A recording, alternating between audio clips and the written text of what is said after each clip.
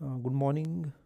So we this is our last discussion about the weed science, and we are going to discuss today about mode of application of herbicides, herbicide resistance, and integrated weed management. So coming to the first topic, that is mode of application of herbicides.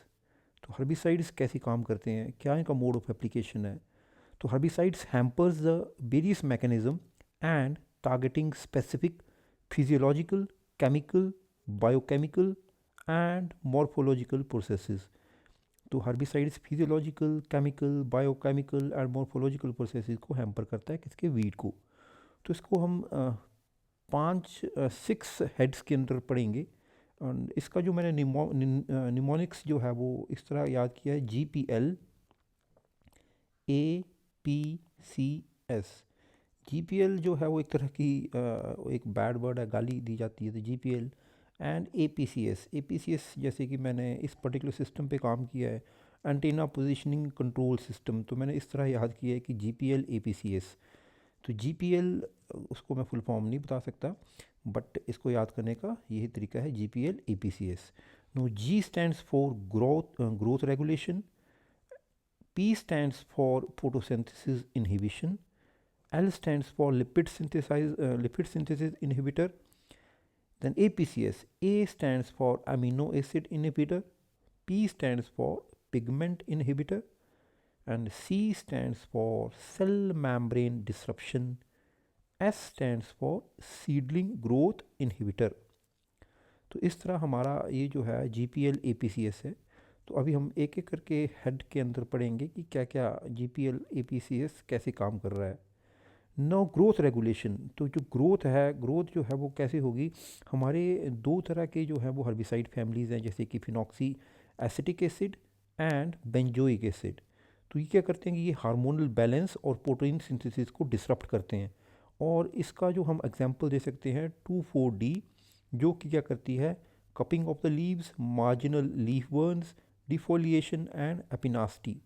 अगर हम इसको याद ना भी कर पाएँ तो कोई प्रॉब्लम नहीं है, हमें इतना पता होना चाहिए कि phenoxy acetic acids and benzoic acids जो हैं वो हार्मोनल डिसबैलेंस कर रहे हैं एंड प्रोटीन सिंथेसिस को हैम्पर कर रहे हैं, जिसके कारण क्या हो रहा है कि ग्रोथ रेगुलेशन जो है वो प्रॉपर नहीं हो पा रही है. ग्रोथ जो वो सही ढंग से प्रॉपर नहीं हो पा रही है, ग्रोथ को रेगुलेट कर रहे हैं. They are also referred as synthetic auxin भी कहा जाता है इनको. So this is a growth regulation. No, coming to the second point, and that is the photosynthesis inhibition. तो फोटोसिंथेसिस इनहिबिशन के अंदर आता है ट्रायाजीन. तो हम इसको ट्रायाजीन जो है वो इसका एग्जांपल याद करेंगे. These herbicides block the light reaction, it leads to failure of metabolic processes. तो इसके कारण क्या होता है, क्या सिम्टम्स आते हैं, chlorosis and necrosis. So this is photosynthesis inhibition. Now coming to the third point, and that is the lipid synthesis inhibitor, GPL. Lipid synthesis inhibitor के जो फैमिली है, that is aryl oxyphenoxypropionates. Aryl oxyphenoxypropionates, रट्टा तो मानना ही पड़ेगा, there is no other choice. Aryl oxyphenoxypropionates हैं. They prevent the formation of fatty acids components which inhibits the lipids formation.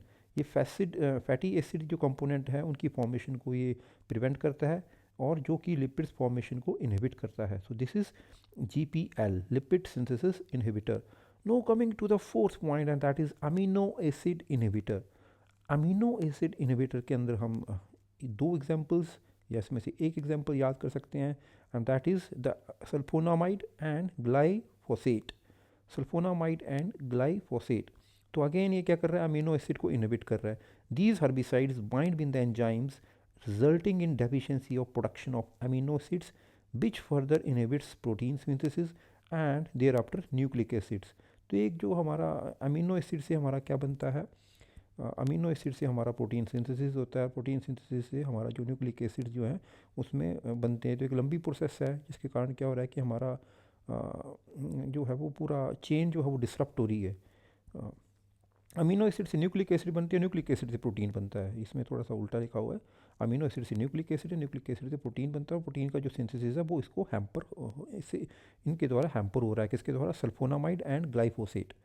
Now coming to the pigment inhibitor. Pigment inhibitor जो है वो क्या कर रहा है, क्लोरोफिल के सिंथेसिस को हैम्पर करेगा। तो इसका जो एग्जांपल है वो एग्जांपल है इसका क्लोमाजोन। इसका एग्जांपल जो है वो क्लोमाजोन है, जिसके का जो सिम्टम आएगा वाइट कलर स्पॉट और ब्लीचिंग जो है वो प्लांट्स के लीव्स पे जो है वो, या प्लांट के किसी भी पार्ट में जो है वो ये इसका जो है सिम्टम नज़र आएगा। No coming to the next, that is cell membrane disruption, GPL APCS, cell membrane disruption. इसका जो एग्जांपल है दैट इज़ लैक्टोफेन। इसका एग्जांपल लैक्टोफेन है, या पैराक्वाट हम याद कर सकते हैं, one is more than sufficient, we will learn only lactofen. Cell membrane को कौन डिसरप्ट कर रहा है, लैक्टोफेन डिसरप्ट कर रहा है। और इसके कारण क्या हो रहा है, these herbicides are activated by exposure to sunlight to form oxygen compounds, it causes rupturing of cell membrane. Symptom क्या होगा, rapid browning of the plant tissues. तो सेल मेम्ब्रेन डिसरप्शन में हम सिर्फ एक चीज़ याद रखेंगे कि ये कौन करता है, लैक्टोफेन करता है। और लैक्टोफेन क्या करता है कि सेल मेम्ब्रेन की जो प्लांट की जो सेल मेम्ब्रेन है उसको डिसरप्ट कर देता है, रप्चरिंग हो जाती है, जिसके कारण जो है वो ब्राउनिंग होती है, ब्राउनिंग। तो तीन चीज़ें याद रखनी है, सेल मेम्ब्रेन डिसरप्शन के अंदर लैक्टोफेन आया, लैक्टोफेन ने सेल मेम्ब्रेन को डिसरप्ट कर दिया, और डिसरप्ट करने के कारण क्या हुआ, rapid browning of the plant tissues. Now coming to the last point, and that is seedling growth inhibitor. So these herbicides interfere with the early growth stages of the plants, impacting root and shoot development. तो seedling की growth को inhibit कर रहा है in initial stages, and उसकी root और shoot की development को ये प्रॉपरली इनहिबिट कर रहा है। And the root inhibitor example is dinitroanilines. Dinitroanilines, we will again repeat it and we will learn it. Growth regulation phenoxy acetic acids and benzoic acids करते हैं। Hormonal disbalance हो रहा है जिसके कारण, एंड प्रोटीन सिंथेसिस हैम्पर हो रहा है। इनको सिंथेटिक ऑक्सीजन भी बोला जाता है। 2,4-D का इसको एग्जांपल दे सकते हैं, 2,4-D जिसके कारण कपिंग ऑफ लीव्स हो रहा है, मार्जिनल लीफ वर्न्स हो रहे हैं, डिफोलिएशन और एपिनास्टी। एपिनास्टी का मतलब होता है डाउनवर्ड बेंडिंग, तो डाउनवर्ड बेंडिंग हो रही है प्लांट की। देन प्रोटीन सिंथेसिस इनहिबिशन ट्रायाजीन के कारण हो रहा है, और जिसके कारण क्या हो रहा है कि मेटाबॉलिक प्रोसेस जो उसका फेलियर हो जा रहा है, क्लोरोसिस और नेक्रोसिस हो रहा है। लिपिड सिंथेसिस इनहिबिटर जिसका जो एग्जांपल है that is aryloxy phenoxy propionates, they prevent the formation of fatty acid components, and जिसके कारण लिपिड फॉर्मेशन ढंग से नहीं हो रहा है। अमीनो एसिड इनहिबिटर जिसका एग्जांपल हम याद करेंगे सल्फोनामाइड एंड ग्लाइफोसेट। तो अमीनो एसिड्स के कारण क्या हो रहा है कि न्यूक्लिक एसिड्स की फॉर्मेशन ढंग से नहीं हो रही है, प्रोटीन सिंथेसिस ढंग से नहीं हो रहा है। Then coming to the pigment inhibitor, and pigment inhibitor के अंदर आता है हमारा क्लोमाजोन। क्लोमाजोन क्या कर रहा है कि क्लोरोफिल की जो सिंथेसिस है उसको हैम्पर कर रहा है, जिसके कारण वाइट कलर और ब्लीचिंग आ रही है प्लांट के ऊपर। Now the cell membrane disruption, plant मतलब वीट। सेल मेम्ब्रेन डिसरप्शन के अंदर हम याद करेंगे लैक्टोफेन, और लैक्टोफेन क्या कर रहा है कि सेल की जो मेम्ब्रेन है उसको रप्चर कर रहा है, जिसके कारण क्या हो रहा है कि rapid browning of the plant tissues हो रही है। Then seedling growth inhibitor initial जो रूट और शूट फॉर्मेशन होती है, डेवलपमेंट हो रही है, उसको इम्पैक्ट कर रहा है। इसका जो एग्जाम्पल है दैट इज़ डाइनाइट्रोएनिलीन्स। सो इस तरह से हमारा modes of application of herbicide is completed now. Now coming to the next topic, and that is herbicide resistance. We were discussing it in our previous discussion. We will discuss it in a little bit in detail today. So herbicide resistance is a natural occurring inherited ability of a plant. That plant is weed to survive and reproduce following exposure to a dose of herbicide that would normally be lethal to the bite plant. तो ये natural occurring inherited ability होती है किसकी, एक बीड की, जो कि during a long course of time, prolonged course and repetitive use of herbicide एक नेचुरल अकरिंग इनहेरिटिंग एबिलिटी हो जाती है प्लांट के अंदर to survive that particular herbicide. Otherwise that herbicide was lethal to the plant in initial stages, but after a prolonged and repetitive use, herbicide resistance is being developed in that particular weed. For example, Phalaris minor, इसकी हमने case study 2-3 bar we have discussed this, the case study of Phalaris minor in the Indo-Gangetic plains of India, and in our Karnal we have discussed that how the conservation agriculture have been able to reduce this herbicide resistance. Now what are the favorable conditions for this herbicide resistance development. As we have discussed, it is the repeated use of the same herbicide, it is practicing of monoculture, it is practicing of areas with zero and minimum tillage, the areas where zero or minimum tillage is being practiced, and non-crop situation like roadsides where herbicides is used in higher doses. तो ये चार favourable conditions हैं. First is repetitive use of same herbicide, monoculture, those areas where zero or minimum tillage is being practiced, and roadsides and areas जहाँ पे क्या होता है कि herbicides are being used in higher doses. Now what? Now there are three different stages. There are three different stages of herbicide resistance. First stage is the initial resistance. Initial resistance stage जिसमें कि resistant biotypes जो हैं वो survive होते हैं. Resistant बायोटाइप्स, इसमें हमें एक चीज़ याद रखनी कि इनिशियल रेजिस्टेंस जिसमें कि resistant biotypes are being survived in the stage with the application of herbicide. Now stage number 2, that is selection pressure. First was initial resistance, and this resistance was provided by particular bead. Now selection pressure, now this selection pressure is on herbicide. तो selection pressure क्या है? ये herbicide के ऊपर pressure है कि that is not able to select properly. Herbicide kill only the susceptible plants while the resistant biotypes, जो resistant biotypes पहले जो थे, they continue to survive and reproduce. वो continue to survive है and they are able to reproduce. Now same herbicide with same amount with same action is used repeatedly over a period of time. जिसके कारण क्या हो रहा है कि same herbicide जो हम यूज़ कर रहे हैं over a long period of time repeated use हो रहा है, जिसके कारण रेजिस्टेंट बायोटाइप्स थे they are able to survive and they are able to reproduce over a wider area. Now coming to the third stage, and that is the presence of small escape patches. The presence of small escape patches of surviving beads.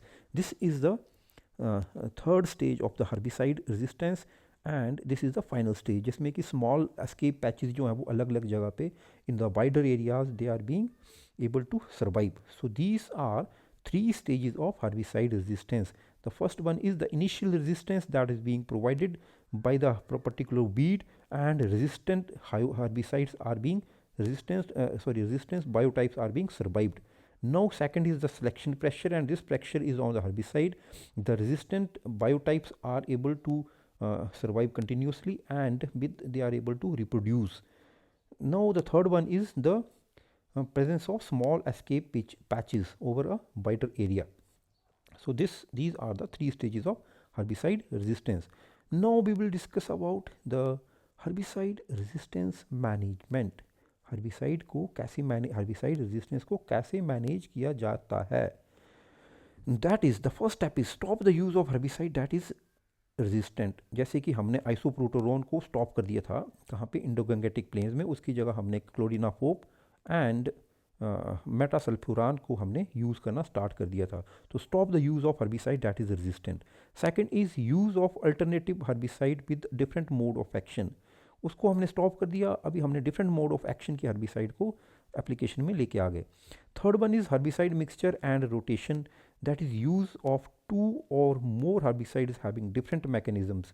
herbicide rotation with different mode of action. ही कुल मिला के सभी points एक जैसे ही हैं, but थोड़ा सा इनमें अंतर है कि पहले में हमने क्या कर दिया कि स्टॉप कर दिया उस हर्बिसाइड को यूज़ करना. सेकंड में हमने किया कि डिफरेंट मोड ऑफ एक्शन से यूज़ किया. थर्ड में हमने क्या किया कि मिक्सचर, हमने 2 या 3 हर्बिसाइड्स को मिला के जिनका डिफरेंट मैकेनिज्म है उनको यूज़ किया. Then the fourth point is use of herbicide having short residual life. ऐसी हर्बिसाइड को यूज़ करेंगे जो कि जिसकी शॉर्ट रेजिडुअल लाइफ है. कहाँ पे? सॉइल में ज़्यादा दिनों तक उसका रेजिड्यू है जो वहाँ पे ना रहे. Know the another point is crop rotation increases the herbicide rotation and also engages different type of Beed control, that is biological and cultural practices. हम जैसे ही क्रॉप रोटेशन करेंगे, पहले हम हर्बिसाइड की रोटेशन कर रहे थे, now we are doing the rotation of crop. Crop rotation जब होगी तो ऑटोमेटिकली हर्बिसाइड की रोटेशन होगी, एंड उसके साथ साथ जो उसके जो हैं जो पर्टिकुलर जो क्रॉप होगी उसके बायोलॉजिकल और कल्चरल प्रैक्टिसेस हैं वो डिफरेंट होंगी, जिसके कारण क्या है कि हर्बिसाइड की रेजिस्टेंस डेवलप नहीं हो पाएगी. Now the another cultural practice is use of hand weeding. Monitoring करते रहेंगे फील्ड की और हैंड बीडिंग करते रहेंगे, पर्टिकुलर बीड को हम हटाते रहेंगे. And use of tillage practices. Tillage जैसे कि zero tillage, not zero tillage, we have to till the land. Land को टिल करेंगे, जहाँ पे जीरो टिलेज हो रही है जिसको उसको हम क्या करेंगे कि जो अगर हमें जीरो टिलेज हो रही है और बट हम देख रहे हैं कि वहाँ पे बीड्स की पॉपुलेशन बढ़ रही है, तो हम यूज़ ऑफ टिलेज प्रैक्टिसेस करेंगे. So these are the practices which are being used for herbicide resistance management. Now today's last topic is the integrated weed management. तो ये जितनी भी हमने देखा कि बीड मैनेजमेंट अभी तक हमने कल्चरल प्रैक्टिसेस, कल्चरल मेथड देखा, मैकेनिकल मेथड देखा, बायोलॉजिकल मेथड देखा, केमिकल मेथड देखा. सो इन सब को जो कम्बिनेशन है, it's all combination is called integrated weed management. It's combination is called integrated bead management. So it is a bead management system which bring all the feasible methods of bead control, harmonizing them into a single and coordinated system designed to maintain beads below those levels at which they cause economic loss. तो economic threshold level के नीचे जो है वो हम, इसका मतलब ये है कि हम जितने भी फिजिबल मेथड्स हैं उनको हार्मोनाइज्ड और कोऑर्डिनेटेड तरीके से हम इसको यूज़ करेंगे ताकि हमारा जो इकोनॉमिक थ्रेशहोल्ड लेवल से हमारा जो है लॉस है वो कम रहे. Design to make weeds below those levels at which they cause economic losses. तो इसके प्रिंसिपल्स क्या हैं? तो इसके जो प्रिंसिपल्स हैं उसको याद करने का तरीका है ASCEF. हर बंदे का जो निमोनिक्स हैं वो अलग तरह से हो सकते हैं. मैंने इसको इस तरह से याद किया है ASCEF. ASEEF. A stands for advantage. Advantage किसको होनी चाहिए? क्रॉप को होनी चाहिए. Then S stands for survival. Survival किसका कम करना है? Reduced Beed survival. बीड का सर्वाइवल जो है वो कम करना है. Now another is the cultural practices. Cultural practices हमें ऐसे अपनानी है जिसके कारण क्या है कि हमारा जो है वो हमारा जो बीड्स की संख्या वो कम होगी. देन हमें जो अप्रोच अपनानी है, that approach should be eco friendly. E stands for eco friendly approaches. Eco friendly approaches. Now the next one is flexibility. जो हम जितनी भी अप्रोचेज़ अपना रहे हैं उसमें फ्लेक्सिबिलिटी होनी चाहिए. हम जितना भी कम्बिनेशन कर रहे हैं अलग अलग प्रैक्टिसेस का, उनमें क्या होना चाहिए कि हमारा फ्लेक्सिबिलिटी होनी चाहिए. So these are different approaches for the integrated bead management. The first one is the competitive advantage, and that advantage should be given to the crop. Second is reduced bead survival. Third is the cultural practices. हमें ऐसा करना चाहिए कि crop rotation जैसे कि होनी चाहिए, और जिसके कारण क्या होता है कि पेरिनियल और पैरासिटिक बीड्स जो हैं वो ऑटोमेटिकली कम हो जाती हैं. इको फ्रेंडली प्रैक्टिसेस होनी चाहिए. Each component of Beed management should be safe for the environment and not cause harm. Flexibility. Bead management practices should be flexible to accommodate possible innovations and experiences of progressive farmers. Now, what are the advantages of integrated bead management? It shifts the crop bead competition in favor of crop. जो हमने पहले बात की थी कि crop की advantage होनी चाहिए, तो ये क्या करता है, क्रॉप जो कंपटीशन है क्रॉप बीड का, it shifts the competition towards the crop. Second is prevent weed shifts towards perennial nature. Weed की जो है वो आहिस्ता आहिस्ता पेरिनियल नेचर हो जाती हैं बीड्स, तो उसको वो रोकता है. It prevents the resistance of weeds to herbicides. Weeds की जो रेजिस्टेंस है, हर्बिसाइड रेजिस्टेंस है, उसको ये कम करता है. No danger of herbicide residue in soil और प्लांट. कोई रेजिड्यू नहीं है. बायोकम्युलेशन जो आहिस्ता आहिस्ता होती है, it stops that. No danger of herbicide residue in soil or plant. No environmental pollution. Provides high net returns suitable for high crop intensity. तो इंटीग्रेटेड बीड मैनेजमेंट कर रहे हैं तो हाई रिटर्न अपने आप ही आनी है, because we are focusing on cultural practices. No environmental pollution. Again we are adopting biological methods और कल्चरल प्रैक्टिसेस. हम केमिकल्स का कम यूज़ कर रहे हैं तो एनवायरमेंटल पोल्यूशन कम होगा ही होगा. Suitable for high crop intensity. जहाँ पे हाई क्रॉप इंटेंसिटी है वहाँ पे इसके लिए इंटीग्रेटेड बीड मैनेजमेंट है, इट क्वाइट सक्सेसफुल है, क्वाइट एडवांटेजेस है, क्योंकि वहाँ पे हमारा जो है वो केमिकल का यूज़ जो वो ज़्यादा होने वाला है. तो क्रॉप इंटेंसिटी अगर ज़्यादा है तो हम we are combining all the methods, we are using them, and it is benefited for the farmers as well as for the environment. So these are the different advantages of integrated weed management. So in this topic there are two different practices. Integrated weed management for field crops is being left, and I am leaving this to the individuals. They have to prepare it for different crops like rice, wheat, maize, sugarcane. It is time consuming, and इसमें ratification ही है, so one can do it. Thank you very much. Then the next discussion we are going to start with the soil science.